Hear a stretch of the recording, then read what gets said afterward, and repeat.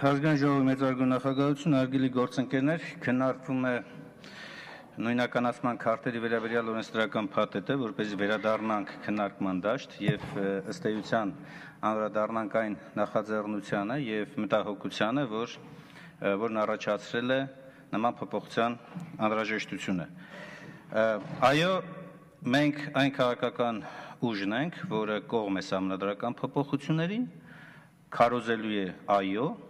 ամեն ինչ անելու է, որպեսզի սահմանադրական փոփոխությունները դրական ելք ունենան, բայց սկզբունքային է մեզ համար, որպեսզի այս քվեարկությունը լինի օրենքի պահանջների խստագույնս պահպանմամբ, որպեսզի մեր հանրությունը ի վերջո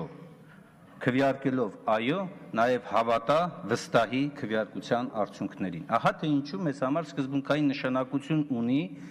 ցանկացած նախաձեռնություն, որը կբարձրացնի լեգիտիմության կամ որ նույնն է այս դեպքում այնպիսի օրինականության աստիճանը, որ հանրության մեծամասնությունը վստահ կլինի, որ հանրաքվեի արդյունքները ճիշտ են եւ համապատասխանում են հասարակության ընտրողների, քվեարկողների մեծամասնության կամքին։ Եվ մի բան էլ ասեմ, եթե ընտրատեղամասերում խմբակցությունների ներկայացուցիչները, բոլոր խմբակցությունների ներկայացուցիչները պատշաճ վերահսկողություն չեն ապահովում, ցանկացած առաջարկ դառնում է ոչ մի բան։ Հուսանք իհարկե, որ հետագայում, երբ ընտրական օրենսգիրքը նոր մշակումների փուլ կանցնի, կուսակցությունները այս ընտրական վարչարարության բլոկից դուրս կգան եւ ավելի շատ կզբաղվեն հենց իրենց գործով, այլ ոչ թե հանձնաժողովի վարչարարական աշխատանքներով։ Մենք առաջարկել ենք ըստ էության կամ առաջարկում ենք 4 տարբերակ, ընտրեք դրանցից որն է հարմար, դա էլ կիրառվի, բայց որ անհրաժեշտ է ինչ-որ մի լրացուցիչ գործիքակազմ գործողություն, դա փաստ է։ Առաջինը տեղեկանքի գոյություն, անհրաժեշտություն, որը հնարավորություն կտա հանձնաժողովներում, նաև վստահված անձանց եւ հանձնաժողովի անդամներին փաստելու, որ նույնականացման քարտով ընտրությանը հանրաքվեին մասնակցող անձը նույն անձն է եւ այդ տեղեկանքի վրա համապատասխան դրոշմակնի կդրվի, ինչը համարժեք կլինի նաև անձնագրին։ Երկրորդ տարբերակ 9-րդ ձևի գոյություն կա, կարելի է կազմակերպել, որպեսզի քվեարկողները 9-րդ ձևով կան այս դեպքում, որպես անձնագրին փոխարինող փաստաթուղթ։ Երրորդ տարբերակ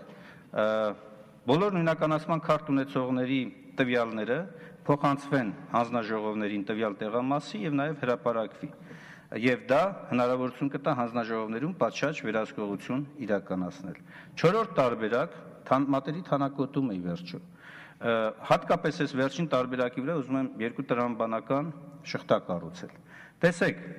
ինչու՞մ է մտահոգությունը, կրկնակի կամ բազմակի քվեարկության խնդիրը։ Սա երկու դեպքում է հնարավոր։ Առաջին, երբ նույն անձը կարող է նույն կամ տարբեր տեղամասերում քվեարկել, երկրորդը քվեարկել ընդ որում իր կամ այլ անձի փաստաթղթով։ Եթե իր փաստաթղթով է քվեարկում, նշանակում է այդ անձը մեկից ավելի ընտրացուցակներում, տեղամասերի ցուցակներում պետք է լինի, կամ առնվազն լրացուցիչ ցուցակներում պետք է ընդգրկվի։ Երկրորդ տրամաբանությունը նա է, որ եթե անձը պետք է քվեարկի այլ անձի փոխարեն, այսինքն այլ փաստաթղթով պետք է քվեարկի, նշանակում է այդ անձը կարող է քվեարկել տարբեր անձանց փաստաթղթով անկախ նրանից նույնականացման քարտն է, անձնագիրն է, թե այլ ինչն է։ Հետևաբար քվեարկությունը այս դեպքում ուղղակիորեն կապվում է անձի անմիջական մասնակցության հետ։ Երկու դեպքում էլ անձի նկատմամբ հսկողությունը, որ նա մեկ անգամ քվեարկությանը մասնակցի, հետևաբար ուղղակիորեն կապված է անձի նկատմամբ այնպիսի մի գործողության հետ, որը անձի գործողությամբ, անձի ներկայությամբ է պայմանավորվում այդ քվեարկությունը։ Մատերի թանակոտումը այս հարցը լուծում է։ Ավելորդ խնդրում եմ մի բարձրաձայնեք բաներ, որոնք չի փորձարկվել Հայաստանում, բայց այնպես մի հատ խորը փիլիսոփայի նման ասում եք կտանեն, կջնջեն, կմաքրեն եւ այլ, այդպիսի բաներ մի ասեք, այսինքն եթե աշխարհի տարբեր երկրներում դա կիրառվում է, ինչեք մտածում, որ մենք պետք է միշտ վատագույն սցենարով գնանք։ Լավ, եթե 1000-ից մեկը այդ քայլին է գնում, չի նշանակում, չէ, 999 պետք է վարկաբեկվեն։ Բայց եթե սա բարձրացնում է վստահությունը, բերեք գնանք այդ քայլին, ի՞նչն է խանգարում։ Ոչ մի բան է, ընդ որում այդ դեպքում կարող եք անձնագրի դրոշմակնիկն էլ հանենք։ Եվ հեշտ կարևոր չի, թե անձը ինչ անձը հաստատող փաստաթղթով է հանդես գալիս, պարզ անձնագրով, կենսաչափական անձնագրով, նույնականացման քարտով, 9-րդ ձևով, զինվորական գրքույկով, կապ չունի, որտեղ ընտրության մասնակցությունը, նրա ընտրության մասնակցությունը այլևս ֆիքսվել է հենց նրա մարմնի վրա, մատի վրա, թանակի տեսքով։ Իշքան էլ փորձեն մաքրել, պարոն Մելիքյան, միևնույն է, դրա նշումը դա հետ կմնալու է։ Եվ նկատի առնելով այդ հանգամանքը, ես կարծում եմ, որ կարելի է գնալ այո, այս քայլին, այս փուլում, գոնե բարձրացնելու համար հանրության մոտ վստահությունը եւ շանս չտալու սահմանադրական փոփոխություններին ոչ ասողների, այն ոչ ասողների տրամաբանության ու տրամադրությանը, որպեսզի ջուր պղտորեն, որ կարողանան շահած դուրս գալ կամ ժողովրդին տրամադրեն ընդդեմ այս փոփոխությունների։ Պետք է գնալ այս քայլին։ Իդեպ ասեմ, որ շատ լավ է, որ այս ամբիոնը կարելի է օգտագործել բովանդակային քննարկում իրականացնելու առումով։ Պարոն Բագրատյանը ափսոս ստեղ չի, ես ուզում եմ անդրադառնալ անպայման իր երեկվա ելույթին։ Պարոն Բագրատյանը բաներ ասեց, որոնք անշուշտ սահմանադրական այս փոփոխությունների հետ բացարձակապես կապ չունեն, այո, մասնավորապես պարլամենտական կառավարման համակարգ կոչվածի։ Պարլամենտական կառավարման համակարգը շատ հստակ է, եւ այն մեկ հարցի շուրջ է, հիմնական հարցի շուրջ է, ով է ձևավորում կառավարությունը։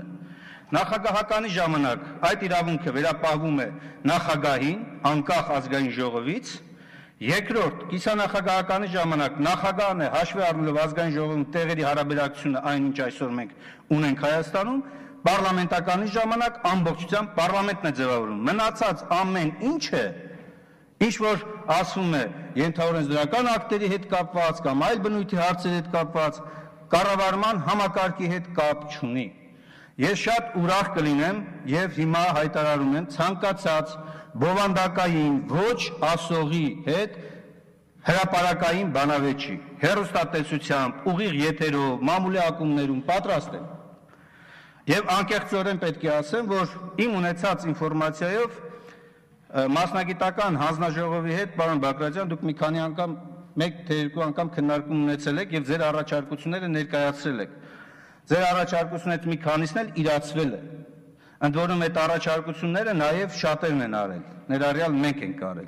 բայց երբեք չենք բարձրաձայնում այդ մասին, որ տեսեք մենք արեցինք իրացվավ եւ եթե արել ենք իրացվել է, ուրեմն պետք է բարի լինենք գոնե այդ մասով դրական ասել։ Իսկ եթե այլ քննադատություն ունենք, խնդրեմ քննարկենք, քննադատենք, բանավիճենք, ճշմարտությունը վերհանենք։ Նույնը վերաբերում է նաև արտաքին հարցերի հետ կապված, թե գործող սահմանադրությամբ, թե առաջարկող սահմանադրությամբ, խաղաղության եւ պատերազմի հարցերի լուծման բացառիկ իրավունքը վերապահված է պարլամենտին։ Չկա այնպիսի հարց, որը գործող սահմանադրությամբ վերապահում է մեկ անձի, առաջարկող սահմանադրությամբ ամբողջ մի կոլեկտիվի իմ կողմից նշված առարկայի շրջանակներում։ Չկա այդպիսի հարց, այսինքն այդ տեսակետից մենք որևէ տարբերություն չունենք։ Նոր արեստացին բաներ պետք չի ստեղծել։ Եթե իսկապես կա մտահոգություն, այդ մտահոգությունը քննարկենք, բայց չհաբեկենք մեր ժողովրդին, չվախեցնենք մեր ժողովրդին մի բանով, որ չկա։ Իսկ վաղը մյուս օրը թե ինչ կլինի, կախված է նաև մեզանից, քաղաքական ուժերի ակտիվ գործողություններից։ Եթե քաղաքական ուժերը պատասխանատու ուժեր են, իրենք պետք է նաև կարողանան պարլամենտում ներկայացվելով հանդերձ ժողովրդի ազգի շահերին հետամուտ ծրագրեր առաջադրեն։ Ամենամեծ առավելությունը, որ այս սահմանադրական փոփոխությունները տալիս են, պատասխանատվությունն է։ Պատասխանատվությունը գործադիր իշխանության հանդեպ ազգային ժողովի, հանդեպ ժողովրդի, հանդեպ ընտրողների։ Ի տարբերություն այսօրվա։ Այսօր չունենք։ Դուք էլ կվկայեք, որ չունենք։ Ոչ նախագահն է պատասխանատու, ոչ կառավարությունը։ Հիմա առաջարկում ես փոփոխություններով, որպեսզի ամբողջ այս ներկա պնակը պատասխանատվություն կրի իր ասածների եւ արածների կամ չարածների համար։ Վատ բան է։ Հրաշալի մի համակարգ է առաջարկվում։ Մենք աշխատենք այս համակարգը ավելի կատարելագործել, ոչ թե ի սկզբանե փորձենք վարկաբեկել։ Շնորհակալություն։ Հայկ Բաբուխանյան։